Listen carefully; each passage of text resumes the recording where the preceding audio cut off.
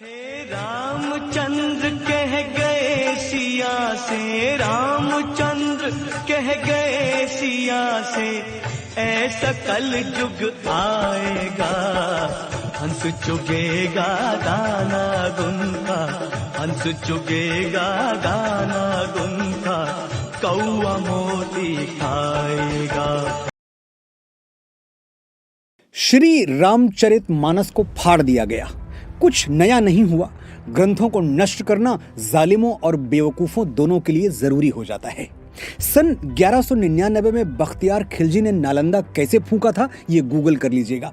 एक ढूंढेंगे 100 कहानियां मिलेंगी जहां लोग तीर तलवार तोप और बारूद से नहीं किताबों से घबरा गए। इस बार निशाने पर हैं गोस्वामी बाबा तुलसीदास। क्यों? क्योंकि उन्होंने श्री रामचरितमानस में लिख दिया, ढोल गंवार शूद्र पशु नारी सकल ताड़ना के अधिकारी। दलितों और महिलाओं का घोर अपमान कर दिया बाबा ने, और अपमान हुआ है ये समझने में हमको 400 साल लग गए। बड़ा लेट रिएक्शन आया, धक्का 400 साल पहले दिया, गिरे अब। मैं बाबा तुलसीदास में अटूट श्रद्धा रखता हूं, लेकिन वो तो पूरा देश रखता है। 150 को छोड़ दीजिए तो कौन है जो बाबा का भक्त नहीं है। लेकिन आज मैं बाबा को एक श्रद्धालु की तरह नहीं, एक राइटर की तरह अप्रोच करूंगा और आपको बताऊंगा कि क्या उन्होंने ये चौपाई लिखकर गलत किया। अब बाबा होते तो मेरी जरूरत नहीं थी। सोशल मीडिया से लेकर प्रेस कॉन्फ्रेंस और प्राइम टाइम तक हर जगह अपनी सफाई खुद पेश कर देते और बात साफ हो जाती।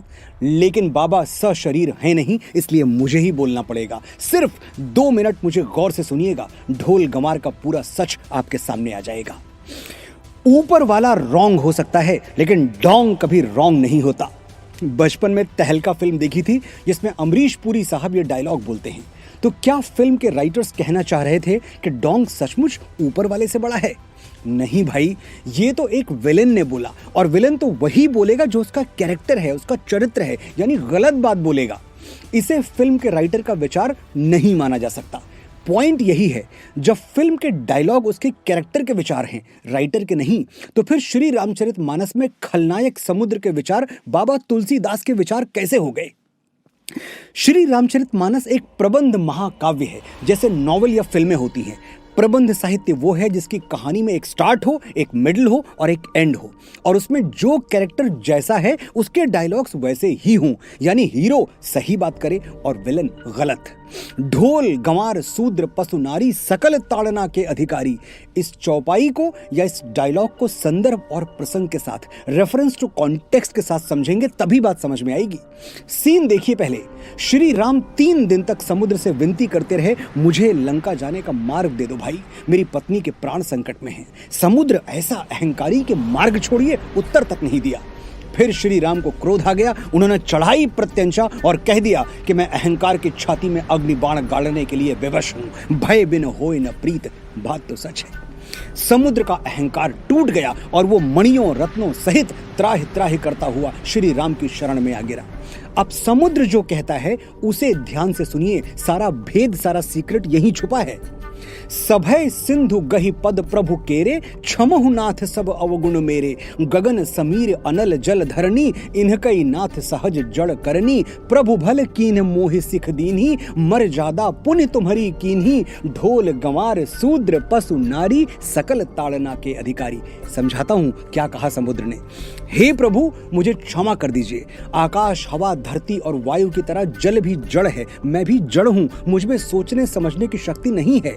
प्रभु, आपने मुझे अपनी बनाई हुई मर्यादा की शिक्षा दी, आप मर्यादा पुरुषोत्तम हैं, इसलिए अब मेरी बुद्धि जागृत हो गई है। समुद्र इसके आगे प्रतीकों में बात करता है, मेटाफर्स में बोलता है।